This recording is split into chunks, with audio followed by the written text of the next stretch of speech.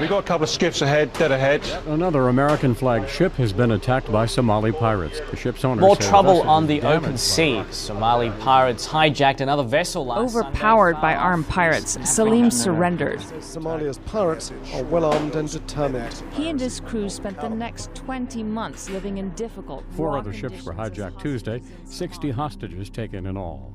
In a single year, when piracy was at its height in 2010, over 4,000 seafarers were attacked and more than 1,000 were held hostage. The Somali piracy business model of hijacking vessels and holding crews for ransom has disrupted shipping patterns, cost billions of dollars in mitigation efforts, and taken a severe toll on seafarers. But as piracy waned over the past few years, the international community's commitments to combat piracy have begun to diminish. A series of attacks on regional dhows in 2015 may serve as an indication that we could be resetting the stage for piracy's return. Looking back, as piracy escalated between 2007 and 2009, shipping adapted by shifting transits away from the Somali coast. By 2009, the traditional shipping lane along the East African coast through the Mozambique Channel had disappeared. This continued for the next several years, but as piracy declined due to efforts from the international community, ships began to shift back towards the coastline. By 2015, the traditional pre-piracy route was back in use along the coast of East Africa. In addition, the rate of vessels using private security and other measures dropped significantly throughout the course of the year.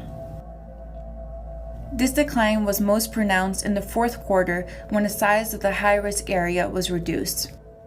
The deployment of naval vessels dedicated to counter-piracy operations decreased as well. However, in 2015, at least 9 merchant vessels, 5 dhows, and 1 fishing vessel reported being approached or attacked by Somali pirates. The 5 dhows were all successfully hijacked by pirates. In November, it was reported that the MV Muhammadi had been hijacked, and the nearby FV Mook Andaman 028 was reportedly attacked as well. These attacks occurred well within the newly re-established shipping lane.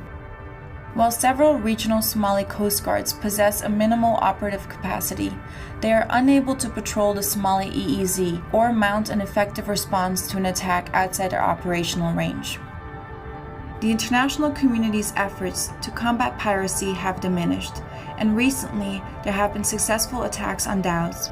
These may serve as vital early warning signs that the stage is being reset for Somali piracy to return.